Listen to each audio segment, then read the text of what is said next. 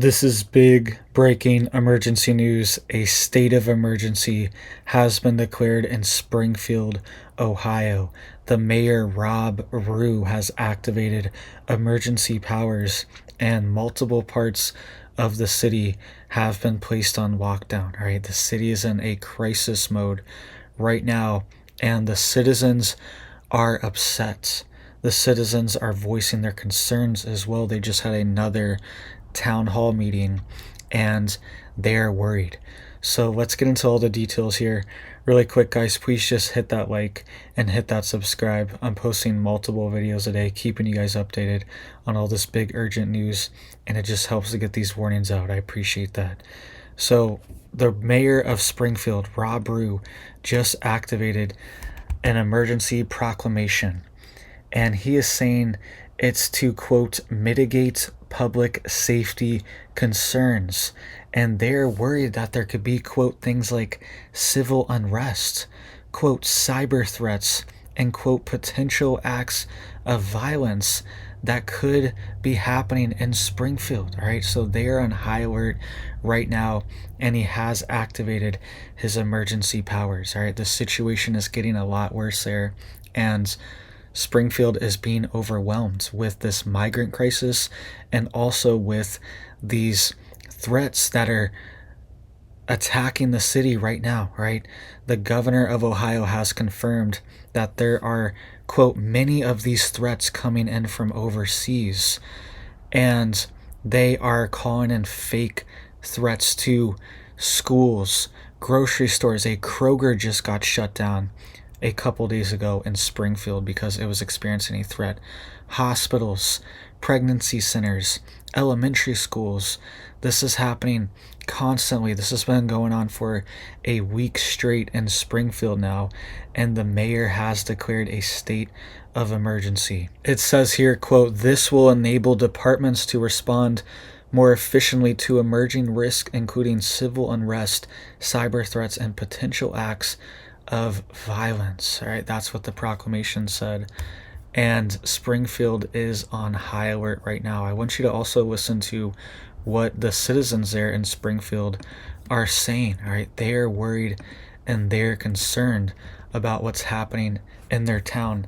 And just to put things into perspective really quick for you guys, okay, Springfield has had 15 to 20,000 people arrive since 2022 in the past 2 years. Okay, New York City has had 210,000 migrants arrive as of August 19, 2024. 210,000 migrants have arrived in NYC since 2022. 20,000 have arrived in Springfield. The population of Springfield is 58,000 in 2022. The population of NYC is 8.3 million. So NYC has had 10 times more migrants into their city than Springfield, but their population is almost 40 times higher. Okay, so the disproportion here is very high for Springfield. We think, oh, these cities are experiencing a major influx, not compared to Springfield. All right, their population is 40 times higher, and they've only had 10 times as many migrants. So if you 10x the Springfield population, it's only 580,000, and that would be 210,000 migrants entered proportionally. All right, and there's 8.3 million people in NYC, so this is a major stress for the city. Listen to what people are saying here from this town hall that was held with Vivek last night. Take a look. When former Republican presidential candidate Vivek Ramaswamy showed up, got a big round of applause, got a bunch of cheers when he walked in. He essentially handed the mic over to more than 200 of these locals, let them sound off and vent about the issues they say this Haitian influx has caused for their little town. Take a listen. You know, we could have handled 4,000 people. No, we're not unwelcoming to that effect. But 20,000, when does it stop? Make the Haitians feel welcome, but they also have to learn our culture. And the biggest thing is they don't know how to drive. So we need less migrants in this town. We can't absorb them. Now, Springfield has made national headlines for over a week now as the influx of so many Haitians has really stretched city resources and services, and some have even accused its residents for being unwelcoming. Well, I asked those residents last night to respond to that. There are people outside of Springfield who call you guys racist for being worried and upset about this. How do you respond to that? Well, you know what? You don't live here, so mind your own business. How about coming up and I change your population by 50% and see how you like it? It is a racism. If they were 20,000 people from Sweden, it would be the same thing. I don't think I'm racist. I think Springfield is a very welcoming community. In the meantime, former President Donald Trump has said he plans to visit Springfield in the coming weeks, but the city's Republican mayor said yesterday that a Trump visit is not what's best for his city right now. Take a listen. So that is what citizens are saying, boots on the ground in Springfield. And we're bringing attention to this because people want help. The citizens are asking for help. They just want help. They don't know what to do. They feel like the situation has lost control and they're just asking for help and asking questions here, right? They just want answers and they need help, right? So please be peaceful, right?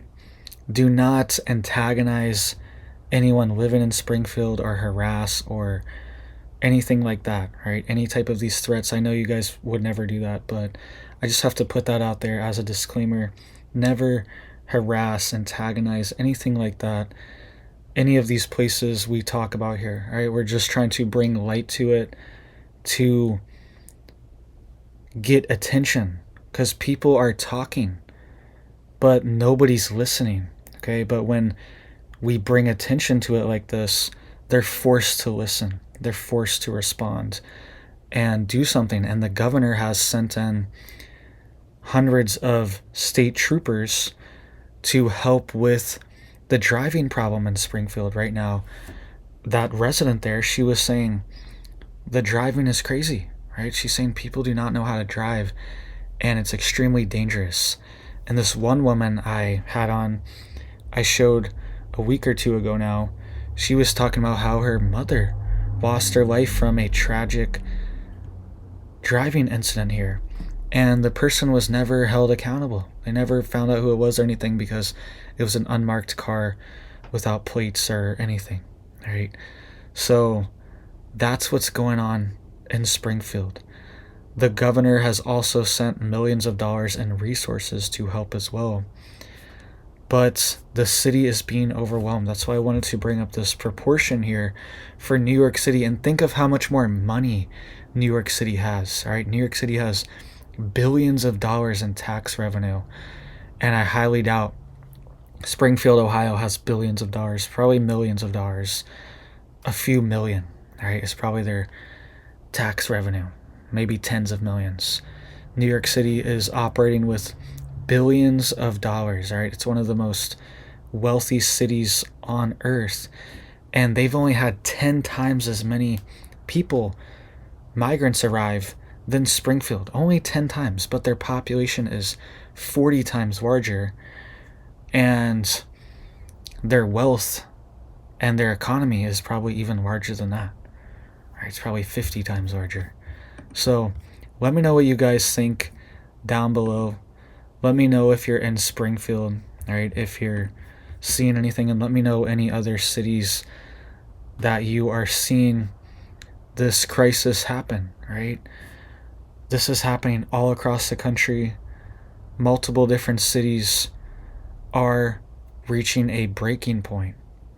And the mayor's even worried there could be things like civil unrest and stuff like this. And we even saw an official in Alabama warn of civil unrest yesterday too. We do not want these things to happen. We want peace, and we want this problem fixed. Right, we want the issues that are going on fixed and a solution. All right, so thank you guys. I hope you guys have big blessings for your life and your family, and I hope you have a big old blessed day.